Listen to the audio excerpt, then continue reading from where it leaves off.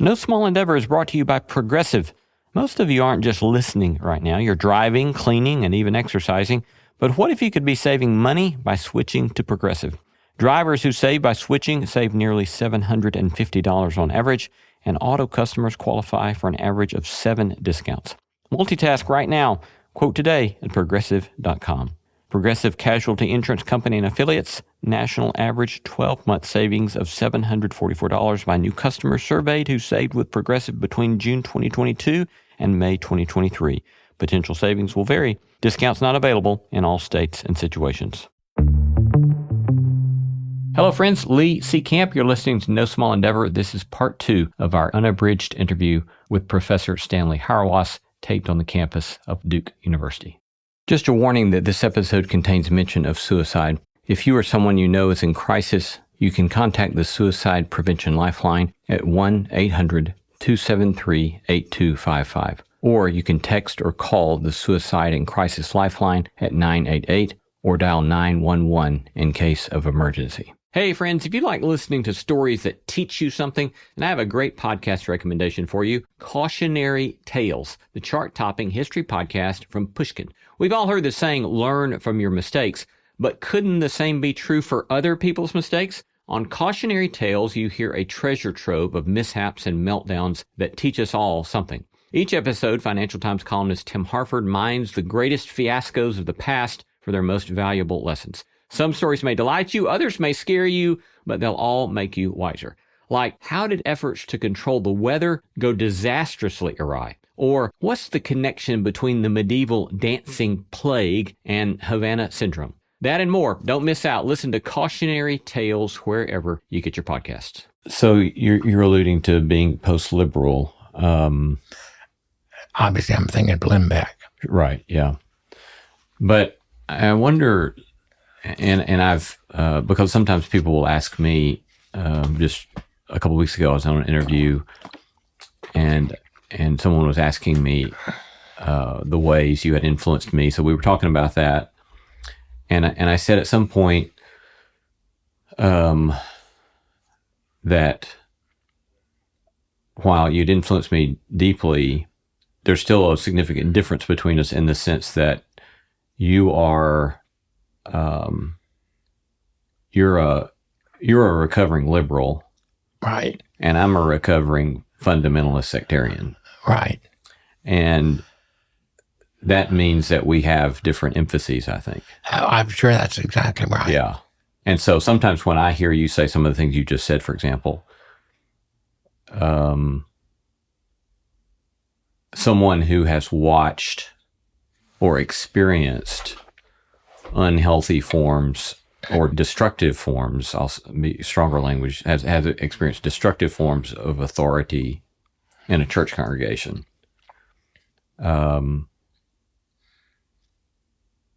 Had to make certain choices at a certain point of where I'm saying, well, that account of what Christ would have me be, I as an individual am having to reject because I'm having to reject part of the communal training that I have experienced. Right. But let me pose that as a question. So does your account there that you just gave a moment ago, does that presume a certain privilege in the sense that you yourself have had the privilege, say, of a theological education that then has allowed you to give an account of Christian faith you find compelling? But that only came through the privilege of an extensive theological education. Is that fair? It is. And I think your account of of our difference is exactly right. And my having to overcome the liberal story is a better challenge than the one you have coming out of the fundamentalism. But only from your perspective. Right, right. But you're, I think, coming out of fundamentalism can land you right back into the liberal production of Christianity in a way that can be defeating. Whereas overcoming liberalism means that you have an entree to a tradition that is richer than the alternative to fundamentalism. As you know, I mean, my view is fundamentalism and historical criticism are just two sides of the same coin. Right. Yeah. And one of the problems with coming out of fundamentalism is you never get over it. And that's just not much fun. Yeah. Well, I think for me, one of the things I realized in my early 40s was that I started overcoming and dealing with the intellectual habits of that world when I was an undergraduate. And a lot of those intellectual conceits fell apart pretty quickly upon inspection. But I think it was what I realized in my 40s is that it was a sort of emotional impact of a lot of that world that was still in me that took a lot more work to unearth.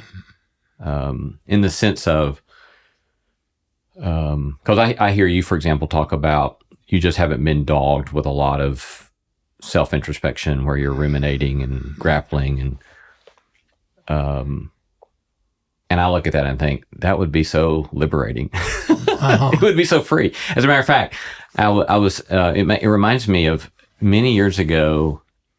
It was probably 20 years ago. I had gone to the Ecclesia Project, and we were in Chicago, and it was at a monastery or a nunnery or something at the time. Right. And one morning early, I was up and I was walking the cemetery, and I looked up, and there you were. And so we walked and talked for a while. And the only thing I remember about that conversation was that at some point I said something like,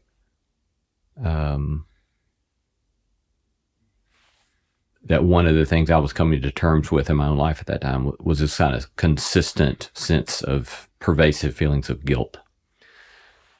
And what I remember you saying was, I don't know that we know enough about what we ought to feel guilty about. And that stuck, I don't know why that stuck with me for 20 years, except that I think it pointed me to, just paying attention to the deep ways we may be formed. And there's a lot of questions we can ask about the ways we've been formed. But I don't know. That was kind of all over the place. But any reactions to any of that or thoughts about any of that? Well, I think my response was good. Yeah. Guilt is such a waste of time. It's in effect, guilt gives us too much self-importance. So I remember that. By the way, I remember that the past was gravel, and it was nice. I mean, I think we've developed a friendship. Yeah, and that was part of it. The Ecclesia Project, which is still going. I'm not much of a part of it anymore, and I think that's good. Yeah. Well, yeah, I met some wonderful people through that. Mike Buddy and Bill Cavanaugh and folks like that. Bill's new book is just out. I knew that he had a new book coming out. Yeah, it's really good. I read part of it in manuscript, and it's really good. Huh. One of the great gifts in my life are having people claim me that make me more than I am. I mean, you're part of it. Bill's part of it. Beth Newman, who was just here, is part of it.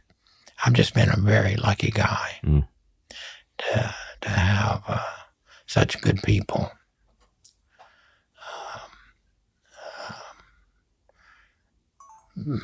Say they want to be part of my life. And my life is part of their life. When you, in trying to bear witness to this kind of vision, Christian vision,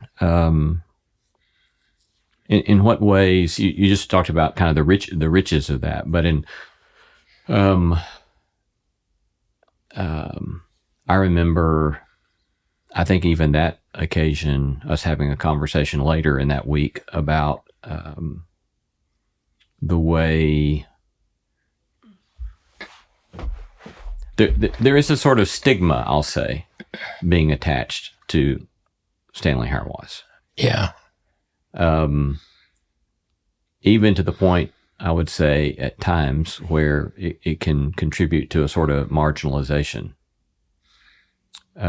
What's that been like for you? Sadness.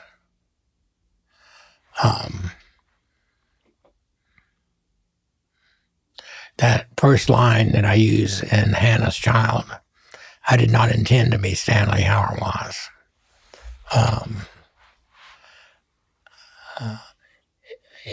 There's a deep pathos to that, partly because many of the people who don't like Stanley Hauerwas don't like that Stanley Hauerwas that I did not intend to be. Mm-hmm. But what that Stanley Hauerwas oftentimes is, I wouldn't recognize. But that's the Stanley Hauerwas, that's the stigma that's out there. I'm a person with strong convictions and hopefully strong arguments. And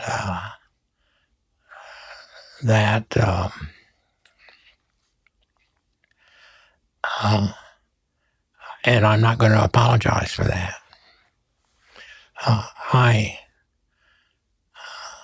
Many of the criticisms of me, he's a sectarian, pietistic tribalist. He hasn't written enough about race. He's anti-feminist. You haven't read closely. I think I did not intend to be Stanley Hauerwas. The Stanley Hauerwas that's out there is often someone that people picked up not by reading, but by talking to someone else who doesn't like me. It's okay not to like me, but damn it, read what I've done before you make the criticism. And I know that when I say read what I've done, there's a hell of a lot of it. But I want you to, read Sam Wells or some to get some account of me. So I obviously don't like the stigma that comes from it, because I think people that turn it into a stigma don't have a sense of humor. I mean, my work is funny. It should be entertaining.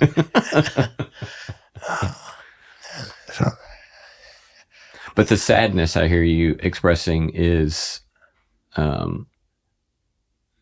primarily directed at having been well understood and disagreed with, as much as having not been taken, not having had your work and words taken seriously and then mischaracterized. That's right. Yeah. That's right. Yeah.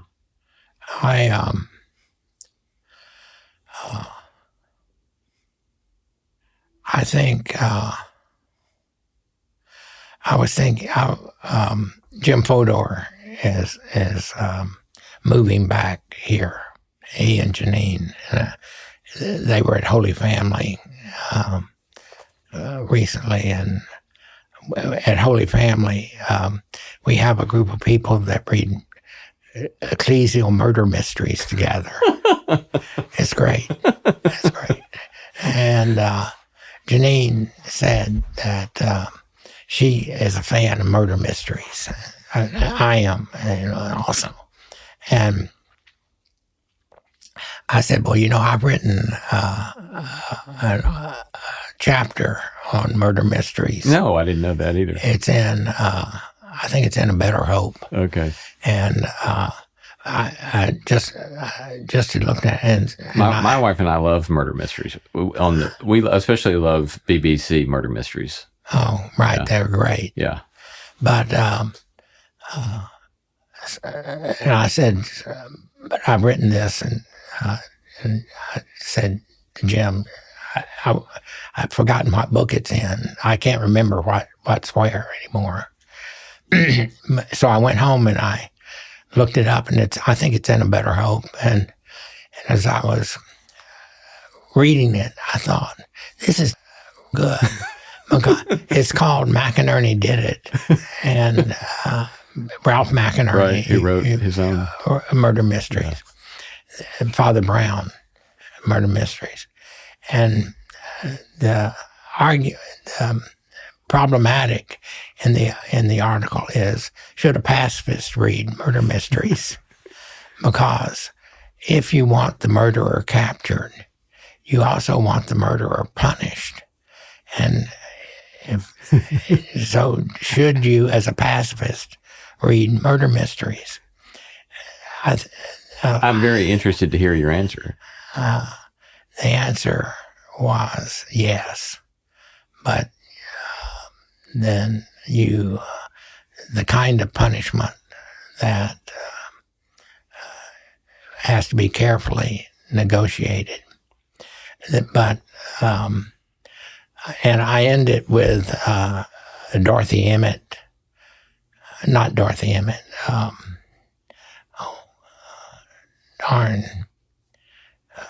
Who's Peter Wimsey? The British Dorothy Sayers. Oh, Dorothy okay. Sayers' statement about why you need at times to use violence against the violent. And I say, but that's not the Christian position.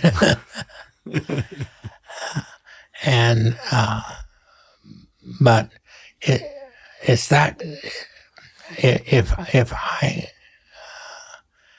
worry about the criticism of me, is that oftentimes people don't get the detail of that kind of move about how to understand a world with murder mysteries, because how to understand a world with murder mysteries means also you've got to have some account of the police. And so I say,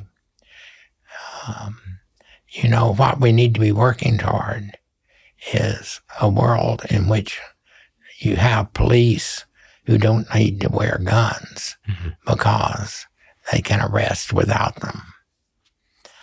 I mean, those are the kind people may think that that's just idealistic, but it's the kind of imaginative alternatives that the language should force you to discover that I think I've tried to exemplify in my work. And that whole notion of imagination and becoming capable of various places you'll talk about how part of this training is to keep us from believing that we're fated to the way things are. Right. So talk a little bit more about that. Well, that's Sam. That's the central motif in Sam's book on me, which is now, I mean, the Transforming Fate into Destiny is the title of Sam's book. And Transforming Fate into Destiny. Destiny. Yeah. Where I mean, if you just take it in terms of your own life, Lee, you were fated to be a fundamentalist. And it's become your destiny because you learned how to turn the Grand Ole Opry into a theological event. I mean, the people that were the fundamentalists that made you who you are, you could have been fated by that, but it turned out that you were around just enough Christians to not be determined. Mm-hmm. Because if you remain forever angry at having been made a fundamentalist, you would have been fated, and you'd still be fated. And now you've got more possibilities than you would have had. You know, that reminds me of a story that I don't think you've ever heard me tell that I think you will find interesting. But probably, I don't know, 15 years ago, I was in a group, and whatever we were discussing that day, it made me start telling a story about, in our church context, there was no dancing, there was no, mixed bathing, and no wearing shorts, right. that kind of stuff. And so when I was like in 7th grade, going to a public school, they were doing square dancing in PE. And so my church youth group kind of had this discernment process about what's Lee going to do about dancing in PE. And so I told the I told the PE teacher I couldn't dance because I was a Christian. And so I sat in the stands, watching my friends do square dancing. And so in this meeting, here I was as a, 40-something, I was just griping and talking about how idiotic it was and the anger that you were just pointing to. And after it was over, a friend came up to me who's Jewish, and he said, hearing you talk about that, he said, of course that was silly. And he said, but I've heard you talk about the ways your work requires you to cut against the grain sometimes, and you just speak up about things that are difficult to speak up about. And he said, I don't know that you could do that if you hadn't had an experience as a 7th grader where you were taught you could stand off to the side and not participate in what everybody else was participating in. And he completely transformed that experience for me. So that it allowed me to use your language there, to not be faded into the anger of it, but to see it as something that was formative for me in a helpful way. And that was a kind of a key moment for me rethinking my experience. That's good. Did they have hoop skirts? No hoop skirts. My family did square dancing. Oh, really? Do-si-do. Yeah. I can't remember.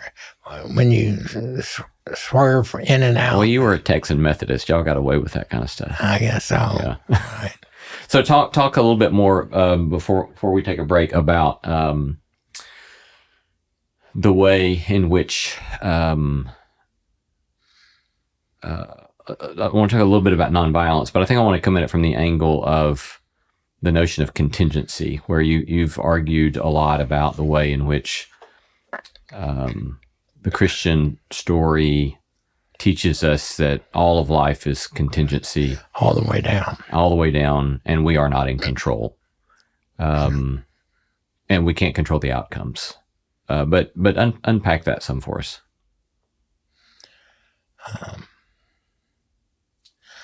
Well, contingency, first of all, is a metaphysical claim. We didn't have to be. It's a implication of creation. And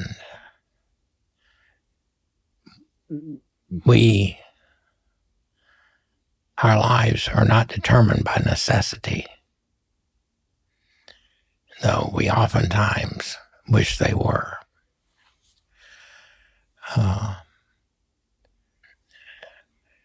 That event of square dancing, which you had to observe, it was just a matter of contingency that your school had that, because Mrs. Jones taught there and was a square dancer. It's all contingent.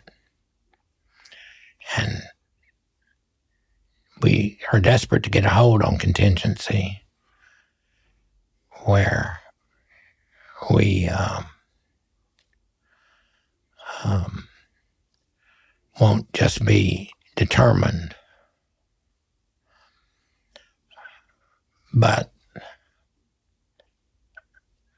and that invites the attempt to theorize contingency by making it a matter of necessity. And that only makes us more determined by contingency, by trying to turn it into necessity. What is the alternative? You got to tell a story. Contingency is an invitation to show connections between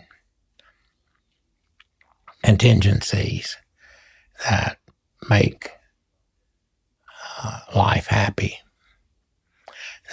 There's a wonderful line in Milbank's Theology and Social Theory about the most determinative form of I'm fighting the word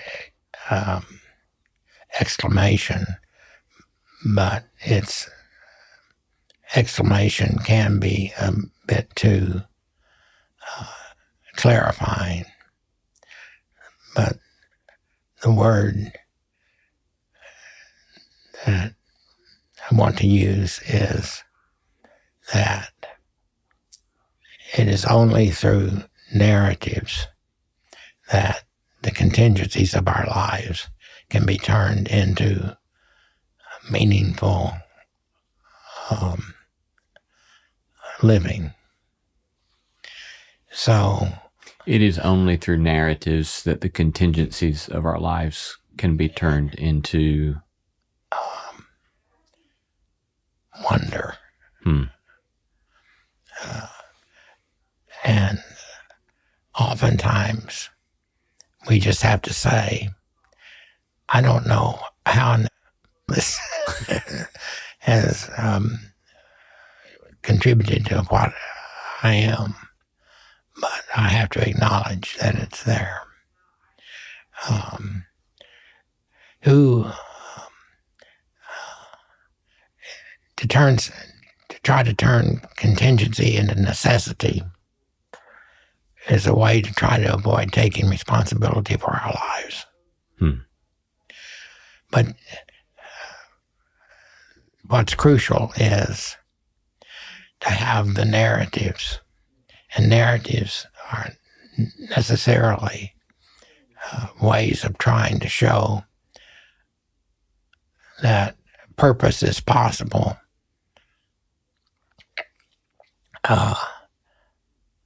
Even when I don't quite know what I'm doing.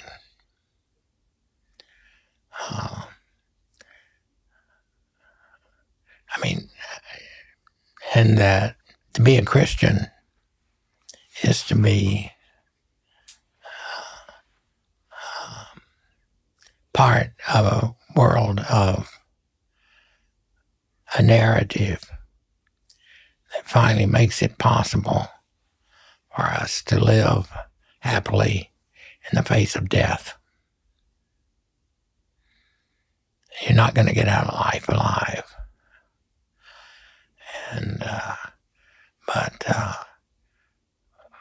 we've been given an opportunity to live well by the contingent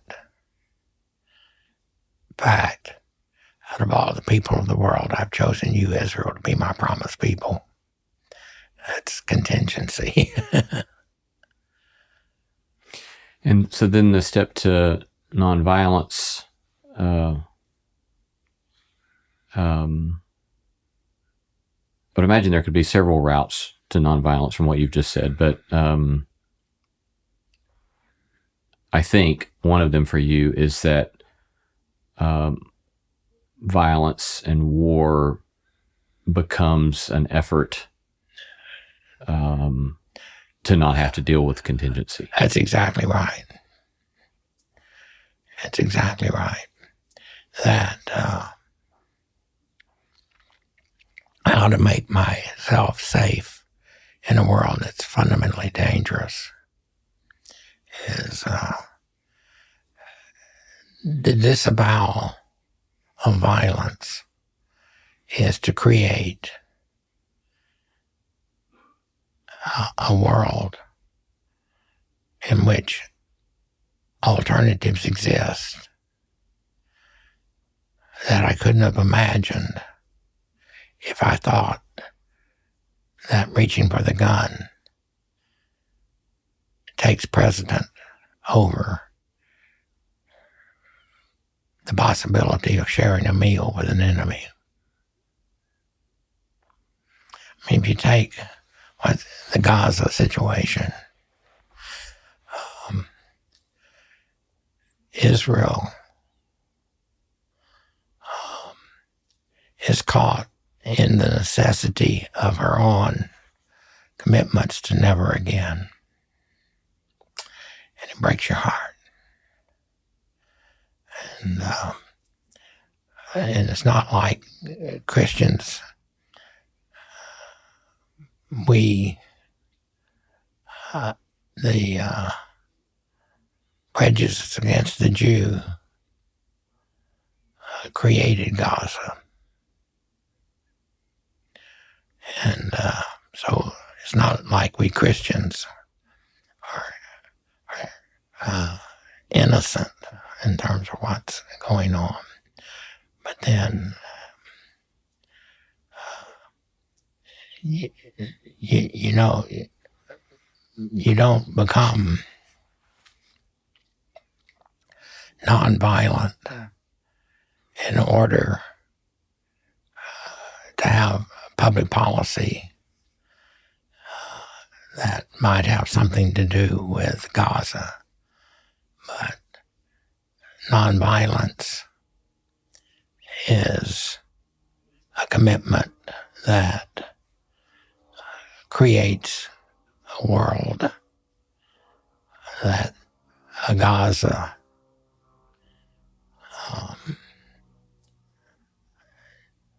doesn't exist.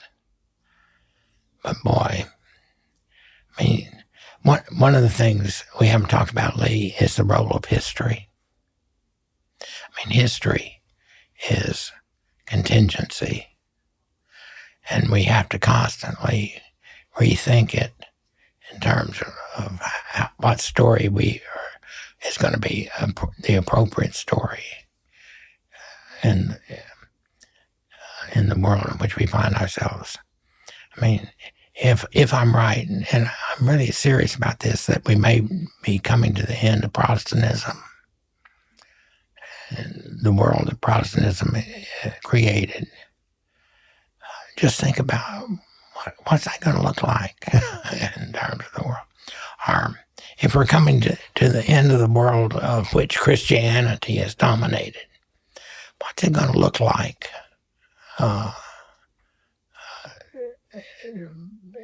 for the Christianity that is left? Are you going to have Christmas? I'm interested in those kinds of questions. Have we come to a time when we can no longer make sense of marriage?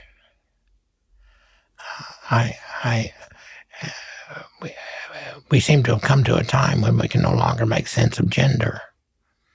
I don't know what to do with they. Do you know what to do with they? It's challenging. Yeah. How large a population is that going to be? So what do you make of the argument made by like Thomas Holland in his book Dominion, where he's arguing that, not as a Christian but as a historian, that there are certain commitments of the Christian tradition that have been a constructive good for Western civilization, like equality of people. What do you do with that kind of argument? Listen is the first thing you do, and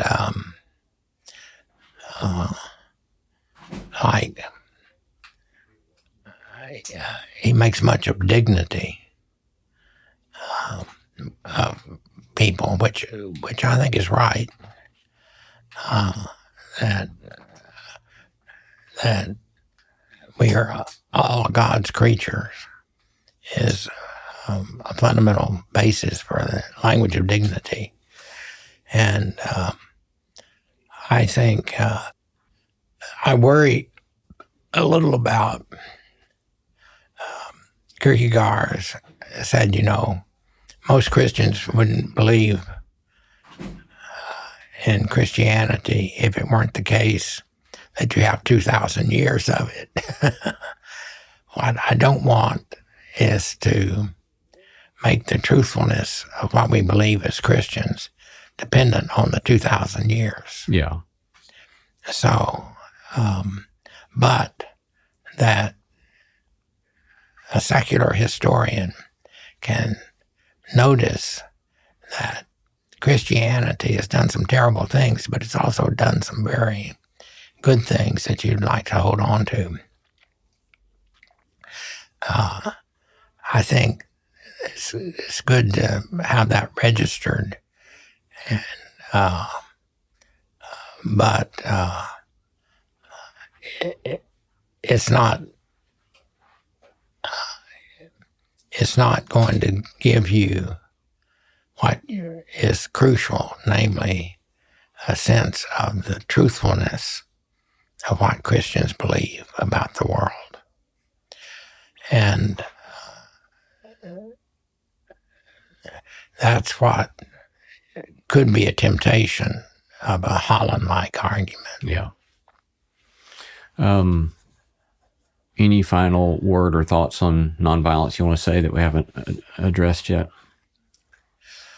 Well, I don't like the language of pacifism or the language of nonviolence because it's not violent. Yeah. And it's an argument about what you're against. Right. And, but, so what I think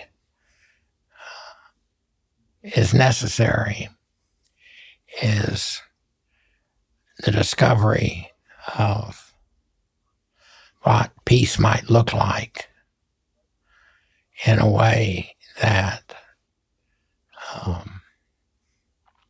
provides alternatives to a war that otherwise would be ignored. I think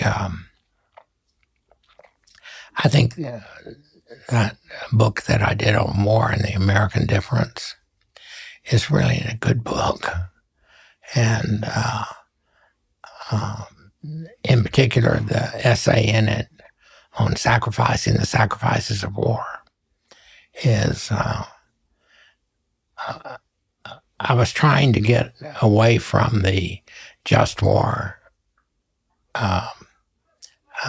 pacifism debate, just to help us see. I mean, everyone says war is so terrible, and we keep having it. What's going on? What's going on, I think, is war is such a morally compelling activity. When you're in it, you're lost. And it seems nothing but chaos. But have you noticed that they always write narratives that seem to, after the war, that seem to make sense.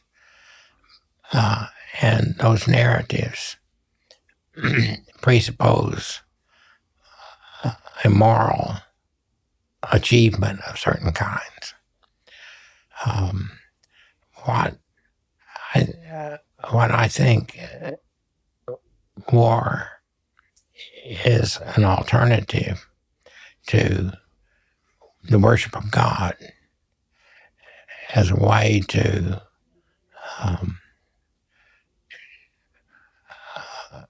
show that war is a liturgical event.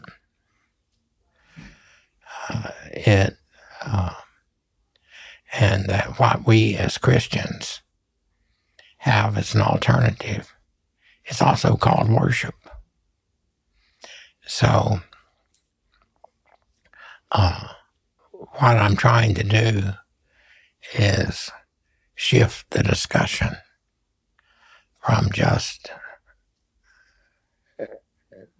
war, though, of course, just war is some step forward, though it's not clear we've ever had one, in a way to help us suggest that there is something we Christians can do. We can begin by swearing not to kill other Christians, the old Mennonite move.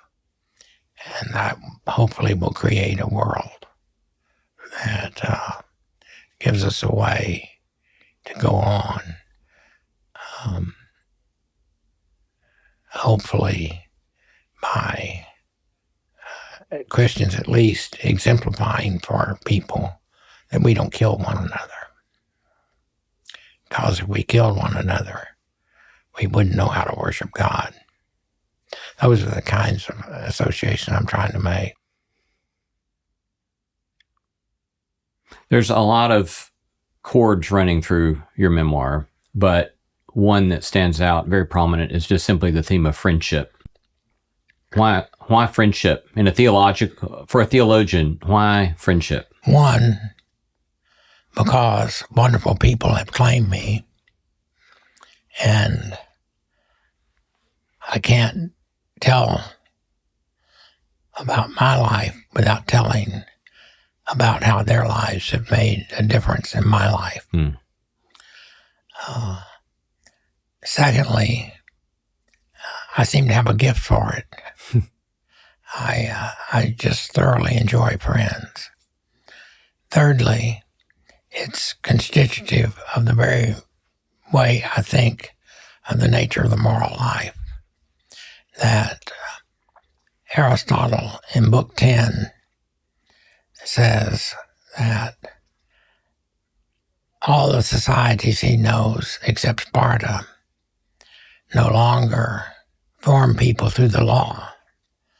But in the meantime, we can do what the law was meant to do, that is, shape our lives more morally by friendship. So friendship becomes the politics necessary for us to be a people capable of sustaining our lives truthfully. And friends are absolutely essential for having some self-knowledge. Aristotle said, crucial is to be your own best friend. He knew nothing of the egoism, altruism alternative. You are to be your own best friend, which makes it possible for you to be friends with others. So, I didn't remember that line from Aristotle. Yeah, it's in book 8, I think, and I've found that to be empirically true in terms of the friendships that I have. I have an awfully lot of people in my life, and sometimes that can overwhelm me. But on the whole, I find a way to be what people that are my friends would like me to be. And I've directed, I never counted how many dissertations I've directed, but at the retirement event, Richard Hayes, who was then dean, had counted, and I directed over 70 at that event. I've now directed over 80, which is, and the people that I work with usually become good friends over time. So it's a terrific life. What does a good friendship look like for you? Enjoyment at sharing a beer, being pulled by one friend to discover another friend, to enjoy watching a baseball game together, to discover that we've read the same thing and we have different views about what we've read, to enjoy, I should have said this early on, a good meal together. Eating together is always a sign of deep friendship. Having a common enemy is a mark of friendship. For the friend to tell you what you shouldn't do, and for a friend to introduce you to an activity that you had no use for until the friend helped you see what it was you were doing, and so on. So, I mean, the qualities of friendship are almost endless. But there is the constant problem when you have become Stanley Hauerwas. There's always the temptation by some to want to be your friend because you represent power and they want to be part of it. And you can be misused pretty easily. How have you learned to watch for that or navigate that? Oftentimes I'm no good at it.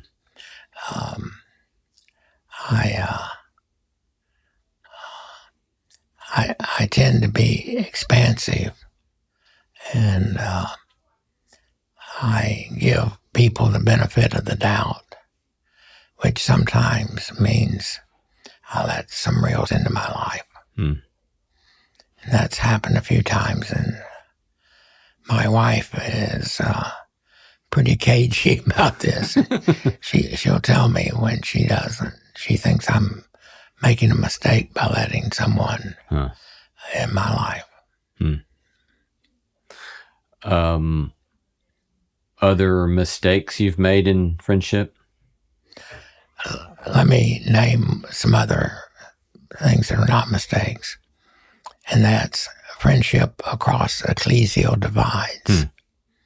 I mean, I've been so lucky to be part of a Catholic context for so long and make friends that have lives that I couldn't have imagined.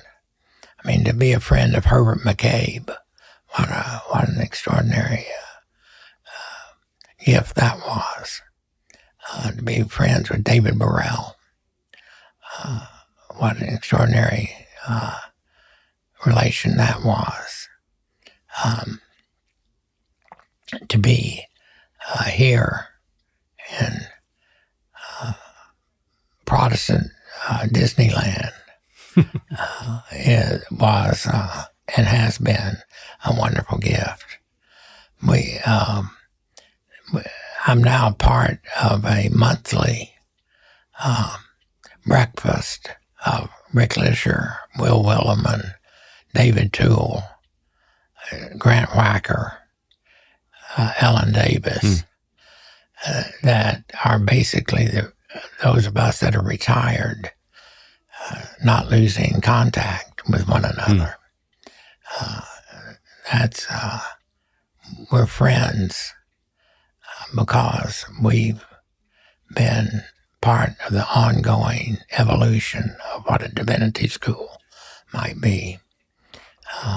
I'm a good friend of Franklin Tricchia, who's a literary critic who was in the English department and in the literature department here for so many years.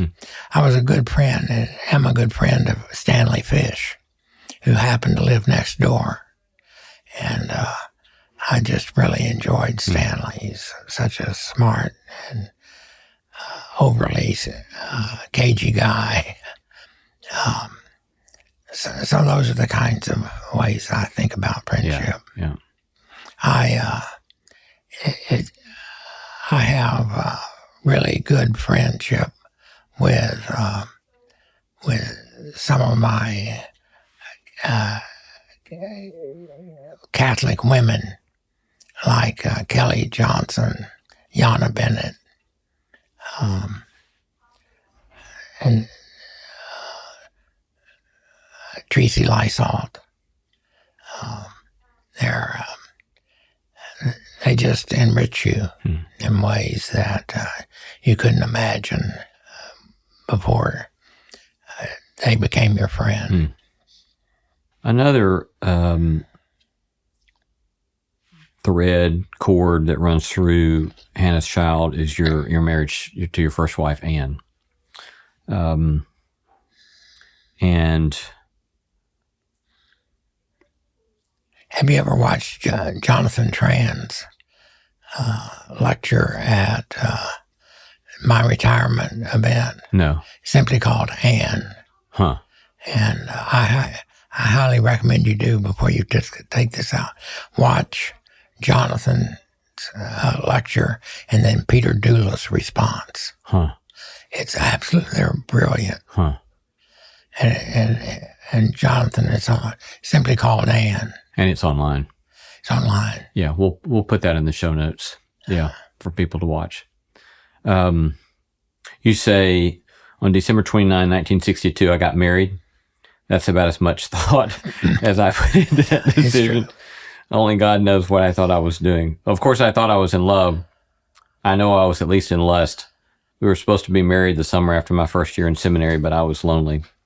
And then you go in and say, we were married in San Antonio. We drove straight to New Haven and into hell. Right. It was not hell at first. It just worked out that way. Right. Would you unpack some of that for us? Well, Anne was very smart. Her mother forced her to major in Christian education at Southwestern. She hated it.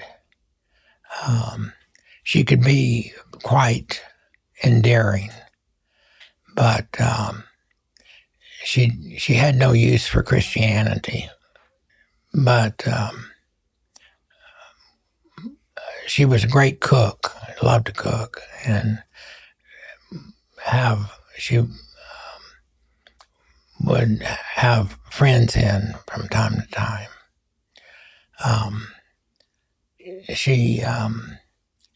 She was supportive of me doing a PhD, and I don't know why. I mean, we were young, just making our way. She started being somewhat erratic, and I had no sense of what that was. There was anger there. She wanted to have Adam, or she wanted a baby, and we had Adam.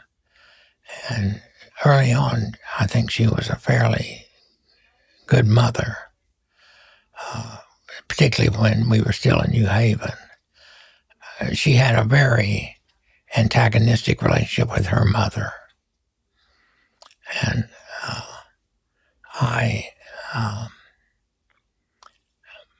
I was trying to write a dissertation. I didn't pay much attention, other than I was one of the major caretakers for Adam, who had been born early. Then we moved to Rock Island to be at Augustana. And again, she started having funny physical problems. Gastroenterologist couldn't figure out what was wrong, why she was having pain. We went to South Bend, and we had a good life, I think, early on. And we bought a house, and Adam was flourishing. Then suddenly I got a call from a lovely man in the art department. She was taking a course in drawing. And he said, I'm not sure, but something's wrong. Anne just came in and propositioned me. And I said, oh me. And had been some difficulties.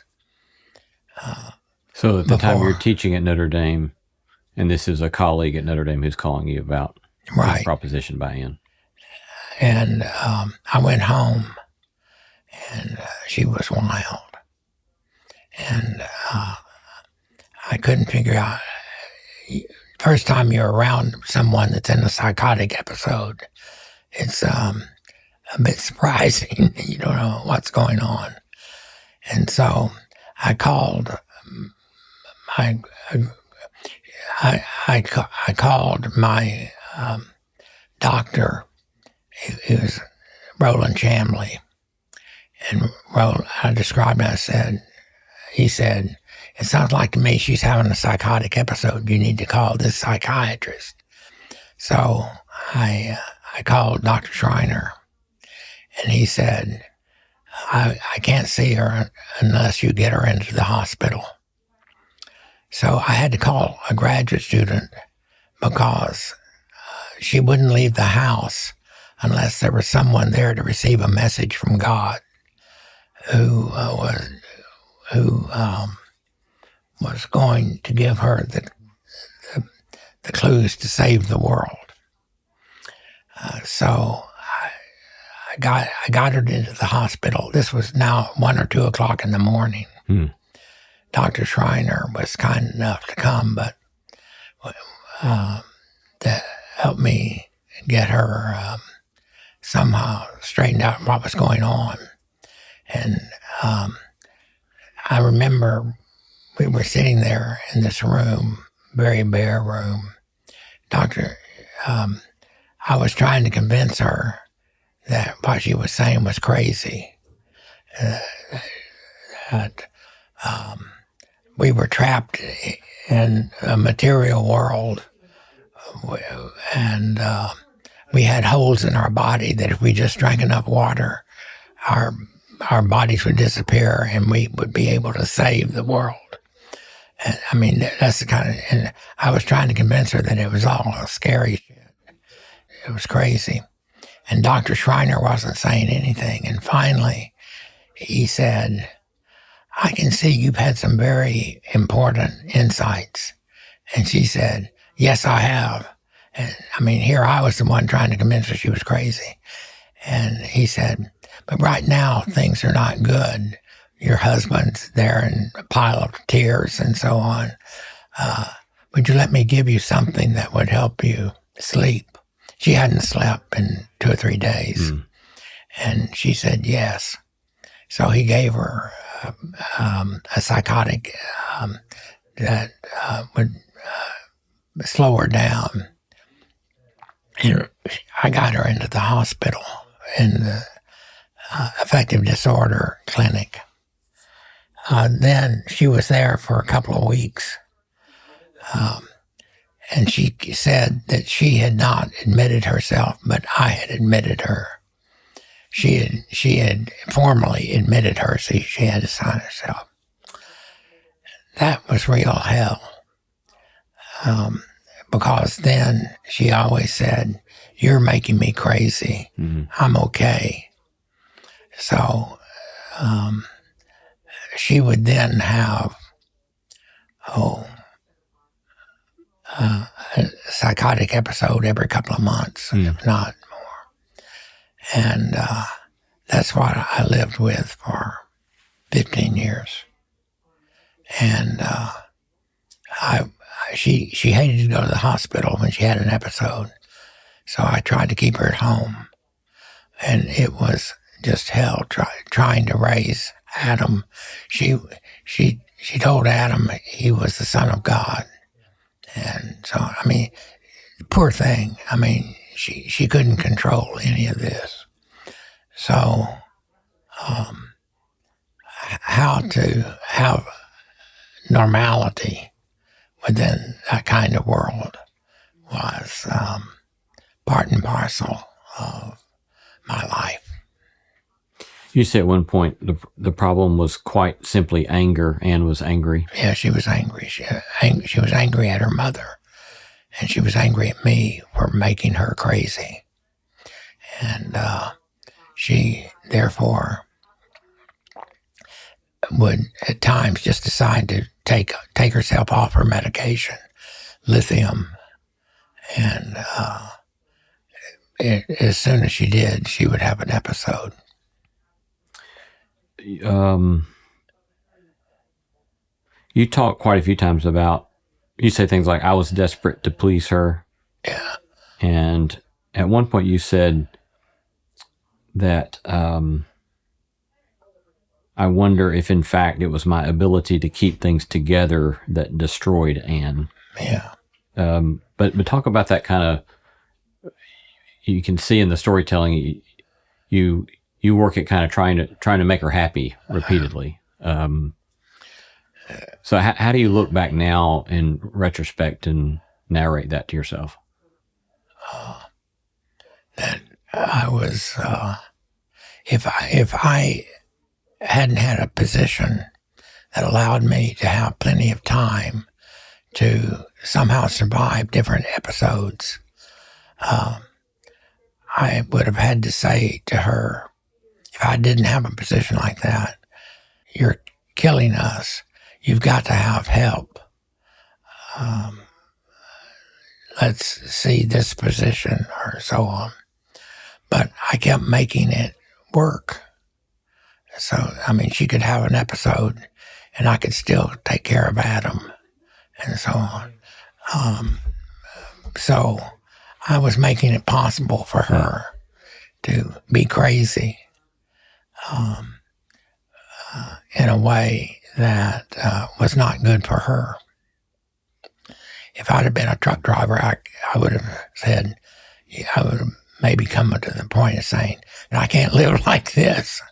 We've got to straighten this out, or this marriage is over somehow or the other. But it never occurred, the idea that this might be a condition for separation, it never occurred to me. I thought, I've got to make it work. Does that seem ironic to you that a presumably virtuous intention caused many more years of pain? Yes. Though I don't think I would have done anything different today. In terms of, I think, you don't abandon people that you've been committed. You've taken vows to support. So, but when she decided to leave, and she made the decision to leave,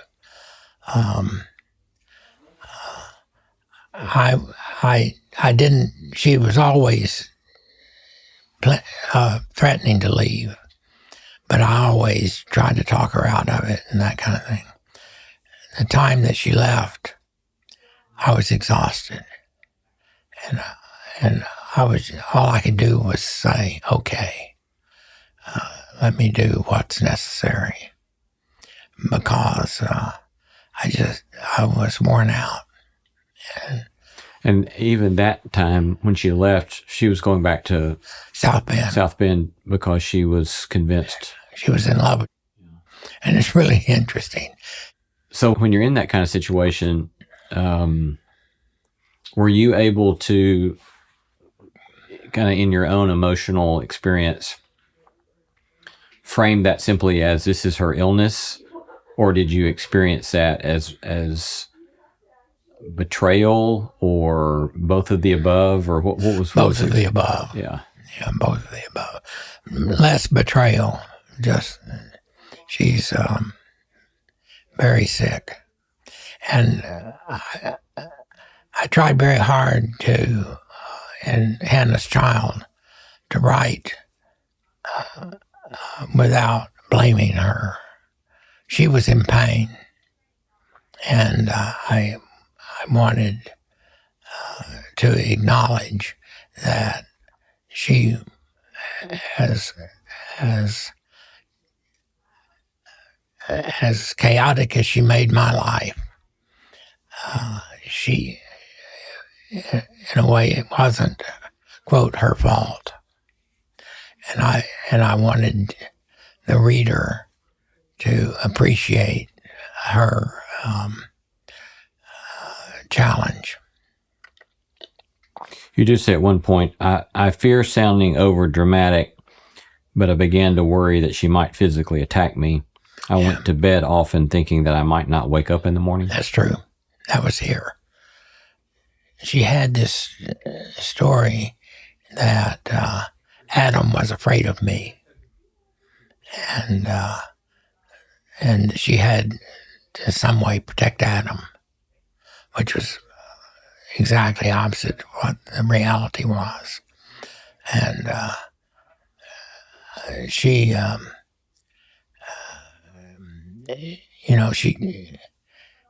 the violence toward me was also an expression of violence toward herself. She tried to commit suicide once she got back to South Bend, and when he rejected her, she tried to kill herself with putting a knife in her chest. And she called her brother, who was in Lansing, finishing his PhD in psychology, to come down, and she was saved. But then he took her back to live near him and his family, and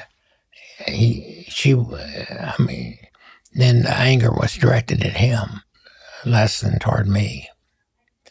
And she finally just died of congestive heart failure. It's very sad. It's just a sad life.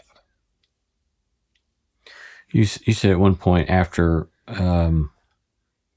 you all were separated and a divorce was finalized, I continued to go to counseling because I knew the years with Ann had created some scars. I did not want those scars to determine my life. Do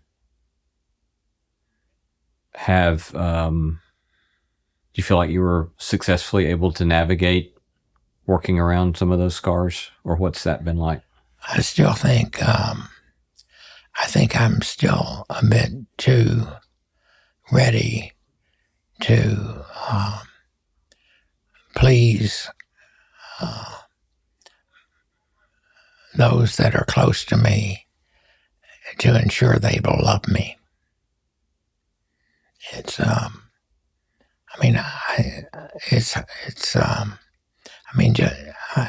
Just as I kept trying to please Anne, those are habits that continue.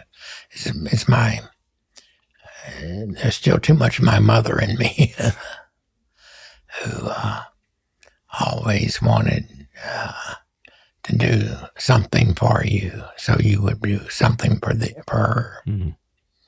I still think those habits are something that I need to be careful with. Mm. Then you began dating again. I did. You were how old when you started dating again? I was 47, I think. Huh. It was weird. It was really weird. But you asked Paula to marry you on your first date? Yeah. She said, "You don't know me." I said, "Of course I don't know you." I said, would more time mean I know you? No, in a year I still wouldn't know you. I said, what you know is that I think you're beautiful, smart, and I could lust after you. So everything that's needed is there. So we can work out everything else because we got all the time. Paula's 12 years younger than I am. So I think that's true. Yeah. What were things that you began to learn in that different kind of marriage? That sometimes if Paula's early on agitated and angry about something, I try to make life okay for her, and she would say, "This doesn't have a thing to do with you." She wouldn't say, it's me, so just bug off. And I found that as a great liberation. I didn't have to make things okay. Yeah. You say, for years I think I feared happiness, but now I was happily married, and being so made me happy. Yeah. Have you made good progress in learning to be happy? I don't know.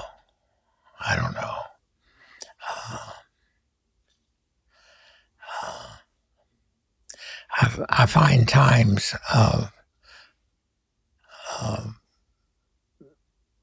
being with friends in a way that you don't even notice how much you like one another or how much you need one another. I think I'm pretty good at that. It's not something you try to do. It's something that happens to you. Mm. And I like that. I was very... my retirement event was here. Was really a wonderfully satisfying time. So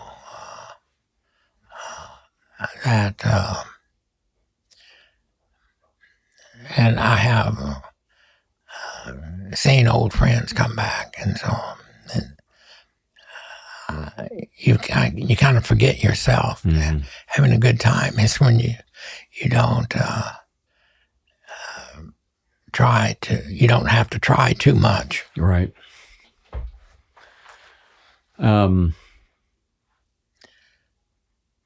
You say, I've never looked back nor regretted what I have been given.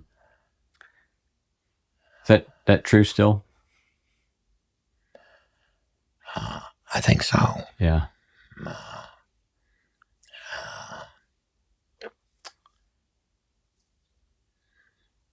mean, why,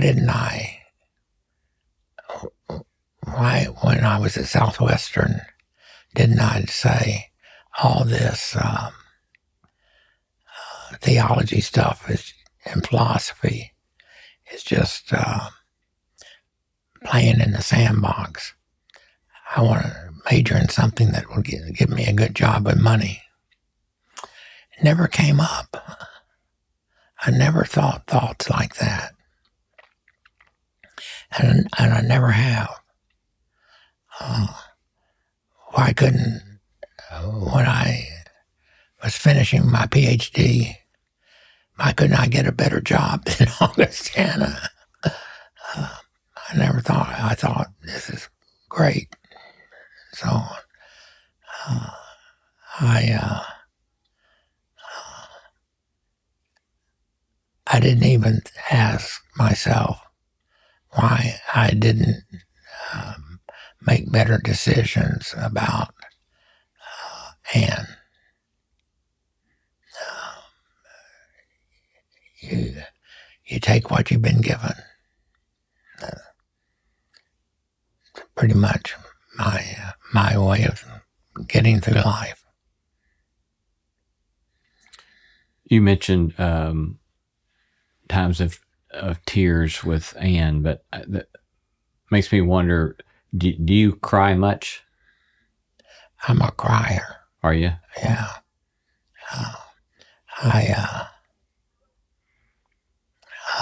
I cry at baptisms.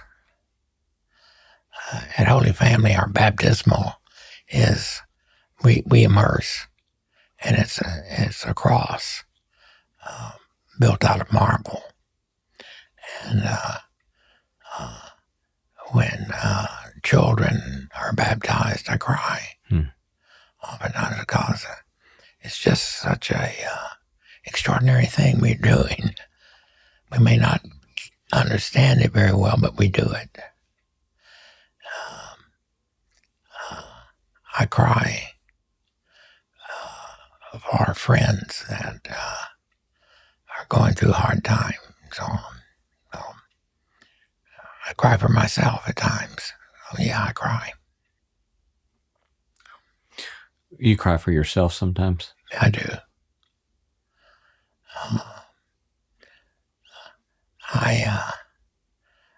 I'm growing old. I'm not good at,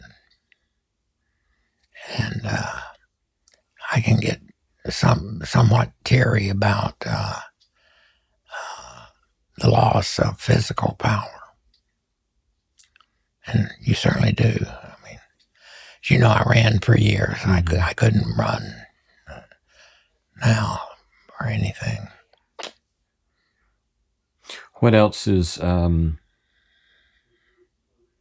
you seeing, learning, in growing old? That people are very different toward you. Which is that people are very what? Different. They oftentimes teach you as someone smarter than you are because you're old. I wish there's just one physical problem after another that I hope I can live through, but I don't like it. I heard you a few years ago give a lecture, and I don't know if you've published this. You probably have, but I didn't look it up. You told a story about some Oxford-trained poet who then went back to become a shepherd. Oh, it's Rebanks. Would you tell that story? Yeah, it's Rebanks. It's called A Shepherd's Life, I think. And he was raised by his grandfather and father, both of who were shepherds. And he just hated school. It was in Scotland. And he left school as soon as he could and took up the life of a shepherd. And he had gone to Oxford or something? No, and he, as part of being a shepherd, or one of the things, he decided he loved to read, and he read just book after book, and then he took a course in the Open University. So it was continuing education, more or less. And the teacher, and he would write papers, and the teacher was mightily impressed by his writing. He could do that because he was such a reader. And she convinced him that he ought to go to a university. And he applied to go to Oxford, and they admitted him. And he did brilliantly there. And he could have gone on to further the education, but he decided to go back and to be a shepherd. And he was more or less taking over from his grandfather. And he talks about all of the things you need to know to be a shepherd, like the teeth of a goat, of a lamb, and so on. And he takes you through the bargaining that the shepherds go through, and he ends the book by he goes out. He's got his 2 dogs, and he lets his sheep out into this rough, rocky area. And his sheep have been bred to deal with rough, rocky areas.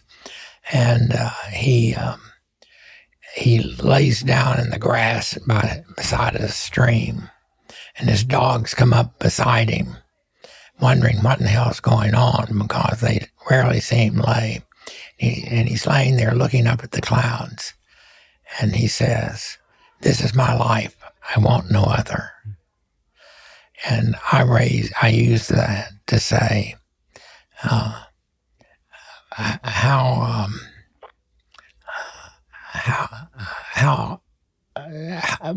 is it possible for most of us to be able to say, this is my life, I want no other? I think I can pretty well say that about my life. But it's a big challenge, isn't it? This is my life. I want no other. It's a better way of putting it than, are you happy? Yeah. Yeah, it requires a fundamentally different way of thinking about the unfolding of one's life. It does. That requires a holistic account of life. Right. Yeah. This is my life. I want no other. And Willie, he probably was in his late 40s when he said that. As he's gotten older, would he say the same thing? He's got another book, which I can't remember the title of, but it's still pretty much the same. The book was a runaway bestseller in England. So it's the kind of book that people can get. Well, Stanley, I know that my life and my vocation has been profoundly shaped by you and influenced by you. Well, you're very kind, and you will understand that when someone says that, it frightens you, because you also have people say that about your life. So thank you. Well, I thank you. And I thank you for who you've been. Thank you for what you've tried to do. I thank you for the ways you have sought to practice honesty and truth-telling. And I thank you for the way that you sought to do that has a sort of lack of self-consciousness about it, I think, is one thing that I've appreciated so much. And I've just learned a lot from you. I appreciate that. Yeah. I'm smart. I've always thought I needed to continue to learn. And part of learning is having friends that'll tell you to read this. And you've been one of those friends, Lee. So it matters a lot. Thank you. Been great to be with you today. I really enjoyed it. Hey there, I'm Dr. Maya Shankar, and I'm a scientist who studies human behavior. Many of us have experienced a moment in our lives that changes everything, that instantly divides our life into a before and an after. On my podcast, A Slight Change of Plans, I talk to people about navigating these moments. Their stories are full of candor and hard-won wisdom. And you'll hear from scientists who teach us how we can be more resilient in the face of change. Listen on the iHeartRadio app, Apple Podcasts, or wherever you get your podcasts.